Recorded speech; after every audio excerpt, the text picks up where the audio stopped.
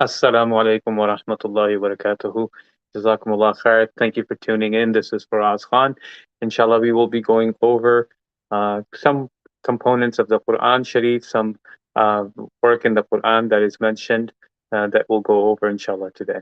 So, the next few minutes that we have, I wanted to discuss with you, as we talked about the three major themes in the Quran Sharif. Today, I want to talk specifically about how the Quran Sharif is structured. How when we look at the Quran Sharif, most of us, when we open the book, any page, we look at it, and sometimes it talks about the Day of Judgment. Sometimes it talks about, um, different stories of the prophets. Sometimes it talks about the shirk and the mushrikeen and some arguments, whether it's logical reasoning or proofs against them. So this is what we encounter, and Quran is one book that we find which is so significantly different from any other books that we know of man-made or written by human beings, is that when we open the book, the Quran Sharif, we could read it any page. And start from there and continue to read and understand or try to get into a rhythm of understanding the Quran Sharif, as opposed to most of the other books, the way they're written. There is an introduction, there are some technical terms, the content is explained, the chapters are explained, and then followed by the first paragraph where the idea or whatever subject topic is introduced. There is a description of the author and a foreword by the author, and that author explains the structure of the entire book, and the reason why they wrote the book, right? So this is what we're familiar with. But the Quran Sharif is such a different book, such a unique, wonderful book, that you don't find these similarities. For that reason, a lot of times what we have is people are confused about if there is any structure to the Quran Sharif, because they don't find content, they don't find the author's explanations of how this book is structured, and so on and so forth. Um, in a nutshell, what I want to talk about is this coherence, okay? Or there are seven components in the Quran Sharif that you could say these are seven larger chapters or sections that the Quran Sharif could be divided into in terms of the theme or in terms of the audience, okay? We all know that Muslims believe the Quran is the divine book from Allah subhanahu wa ta'ala. It's a speech or word of God, obviously. So we acknowledge that. So Muslims throughout the Quran Sharif are obviously the audience. However, as we start the first section of the book, first part of the book, inshallah, the Quran Sharif, what we do find in this book is, so if you look at it, if you turn to the first seven chapters or first seven juz or pare, right? If you look at it from Surah Al-Fatiha all the way to Surah Al-Ma'idah, if you look at that section, the Quran Sharif is actually speaking to the audience. Aside from Muslims, actually you have Bani Israel, and also you have Ya Ahl al-Kitab, two terms that we find. And what it tells us is that the general theme, the audience, other than Muslims, are these people, Jews and Christians, the people who were given the book, the scripture before, and those people in the nations that were the Muslim nations of their time. Now, in Sayaqulu Sufahat, the second juz, where it starts, as we discuss the structure of the Quran Sharif within 10 minutes or so, inshallah, I want to give you this overview where the second sipara starts from. Sayaqulu Sufaha'u, the foolish amongst the people, will say this, that the changing of the qibla, the direction of the namaz or of the prayer, is a change of something very, very big. And that is, Allah is subhanahu wa ta'ala is going through all of the things that Bani Israel has done wrong and all the favors that he has given to them. And despite those favors and them being ungrateful to God, he is changing, and same thing with the Christians, right? That's dealt with in the Surah Al Imran. He is changing the Qibla, and that is the direction. He's giving the command of monotheism or preaching the message of God to a new community that is under the flag, under the banner of Prophet Muhammad sallallahu alaihi wasallam. So that is the first audience, and this is how we understand the first component or section of the Quran for the first 7 juz. And in it, we learn many lessons. And then again, we learn that after Allah has, established a proof against these two people, previous nations, Jews and Christians, he moves on to giving instructions to Muslims how not to be like these nations. Okay, so that's the first section. The second section that we come to, and that is from Surah An'am all the way to Surah Tawbah. Okay, it always starts from a Makki surah and then ends on a Madani surah. And this section, Allah subhanahu wa ta'ala is obviously speaking to the Muslims, but then also there's a second party, and that is he is speaking to the mushrikeen, the people of Arabia who have done shirk, those who were not monotheistic, the polytheists of Arabia. And he is speaking directly to them, and he's talking about all the activities that they have done in the name of religion, in the name of Allah, and how they have done wrong in worshiping and acknowledging their forefathers and not obeying the command of the Prophet or Ibrahim. Ibrahim, Prophet alayhi salam, Ibrahim is mentioned many times as well. And he is a direct, again, Quraysh are the direct descendant of Ibrahim alayhi salam.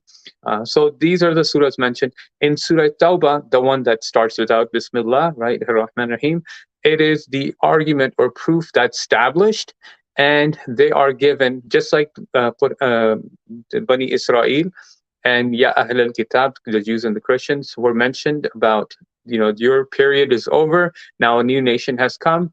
Just like that, the leadership of the mushrikeen is dissolved, okay? And Muslims are established as the authority or the leaders of Mecca, of Khana Kaaba, of Masjid al-Haram, and they are the rightful owners of the Jazira, or the place, the masjid, because this is a masjid at large, and so they're going to be running the affairs of the masjid of the Arabian Peninsula, and there's no place for shirk and mushrikeen, and that's why Surah Tawbah is bara'ah, is to say, you don't have much choice, either become Muslim or leave, and that was a command in Surah Tawbah. If you read that Surah Tawbah, the only exception that is made is to the mushrikeen.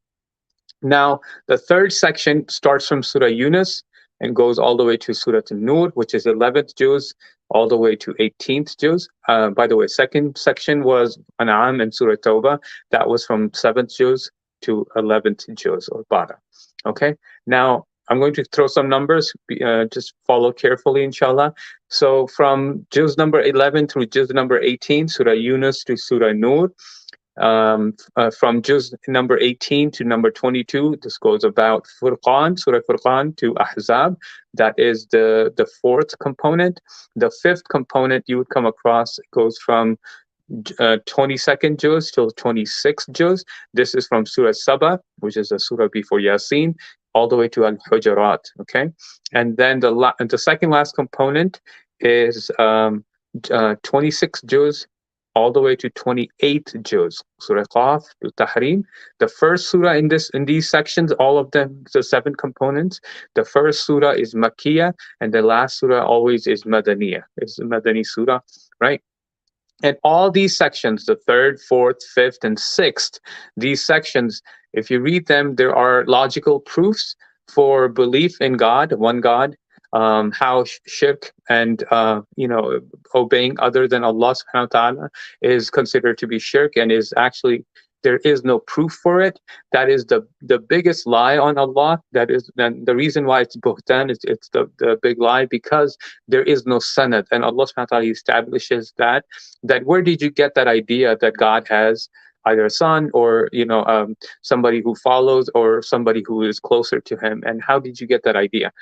So he asked, do you have a book that says that? Is it mentioned in the scriptures, or has it been mentioned by a prophet or a prophet of God who has revealed that information? So, قُلْ هَاتُوا بُرْهَانَكُمْ إِن كُنْتُمْ صَادِقِينَ, famous ayah, that bring your proof if you are truthful. So God is asking these for proof. So all these sections, the third component, fourth, fifth, and sixth, in general, it is a warning to people or a glad tiding, the good news of Jannah, and purification for the community, for the Muslims, those who have accepted Islam.